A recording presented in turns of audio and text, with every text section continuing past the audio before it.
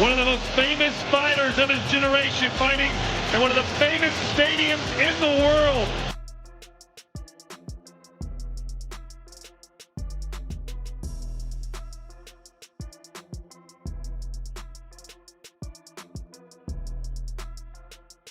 Mamma mia! Rosie, a social media sensation turned boxer, has turned the sport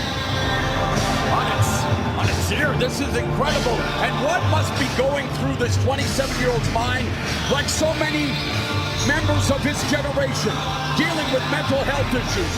Here we go! Jake Paul versus Anthony Joshua has exploded into one of the most debated matchups in modern boxing, and the reaction from professionals across the sport is almost unanimous. Most experts believe Joshua would dominate this fight from start to finish, thanks to his size, power, world-class experience, and Olympic pedigree.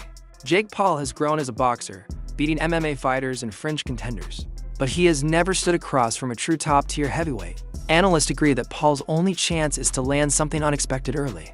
But with Joshua's discipline, jab, and ring IQ, almost everyone predicts a one-sided stoppage within just a few rounds. A few times on it. I mean, there's nothing to report to you that it's close, or, you know, there's a lot of hoops to jump through. Of course, AJ is exclusive to DAZN. We also work very closely with His Excellency, and although we have no contract with him, we're in talks for big fights next year, of course, Tyson Fury being one of them. So we'd definitely give him the respect of making sure that he was aware of the plan and, you know, part of that plan as well. But at the moment, you know, there's nothing major to report on that. Would we take the fight? Absolutely. I think Jake would be...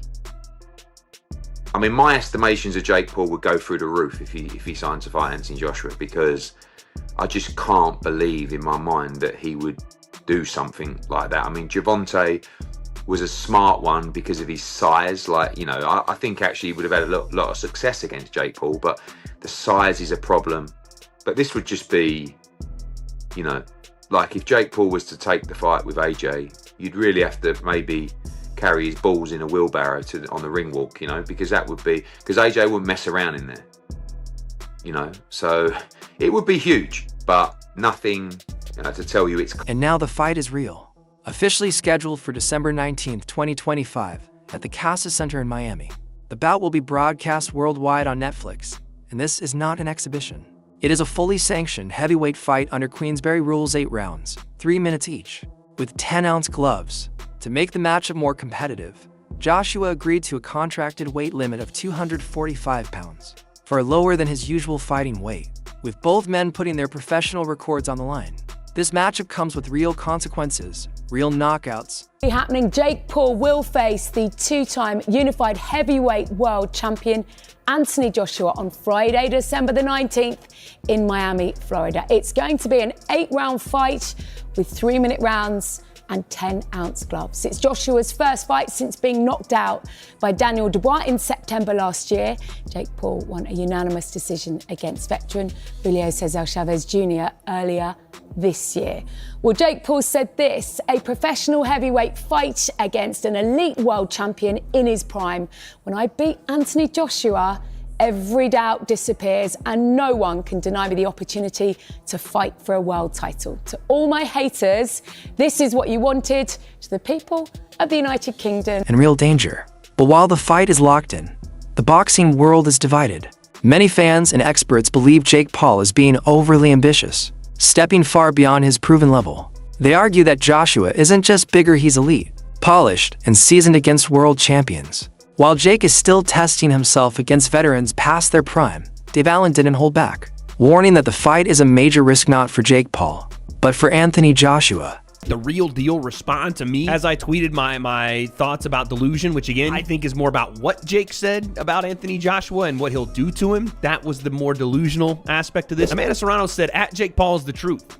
Funny, they say he's a fraud for wanting easy fights, then he asked for the toughest fights ever and they say he's nuts. Listen, he was scheduled to fight Canelo Gervonta, and now he's calling out Joshua. Come on, who else is doing this? Oh crap, on second thought, he is out of his freaking mind, you're right. That was more of just Amanda backing her guy, you know what I'm saying, the co-founder of MVP. And so. According to Allen, if Jake Paul even manages to land a clean punch, It could damage Joshua's standing in the sport and undermine everything he has built.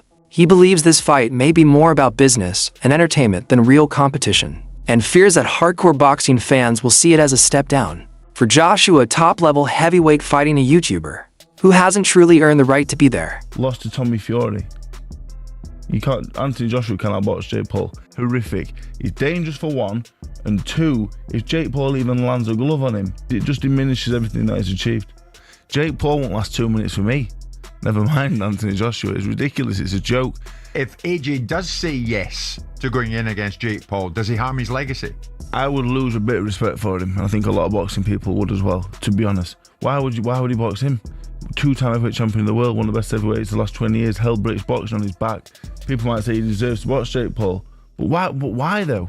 Why would he do it? Did you lose respect from when he fought Ngannou? Did you lose respect from Fury when he fought Ngannou? Ngannou's a serious fighting man, world champion in mixed martial arts. It's a worrying thing, potentially, the damage that AJ could do to Jake Paul. He'll hurt him. Yeah, Jake Paul is a cruiserweight. You wouldn't put the Midlands area cruiserweight champion in with Anthony Joshua, so why would you put Jake Paul in there? Just because he's a superstar, whatever. I don't know what he does. What does he do? What is he? A YouTuber.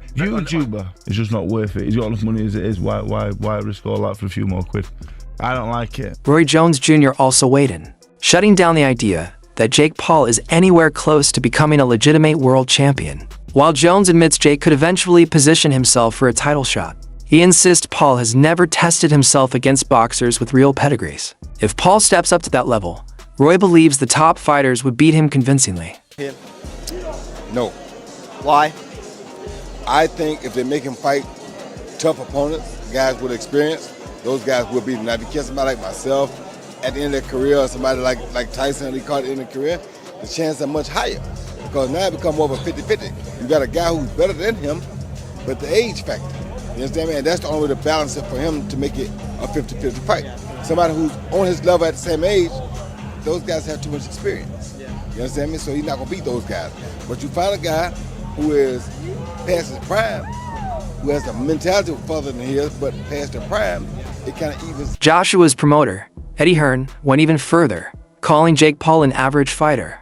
Hearn openly doubts whether Jake has the skill, fundamentals, or experience to compete against elite heavyweights, especially someone like Anthony Joshua. He acknowledged that Paul has improved but not anywhere near the level required to survive against Joshua.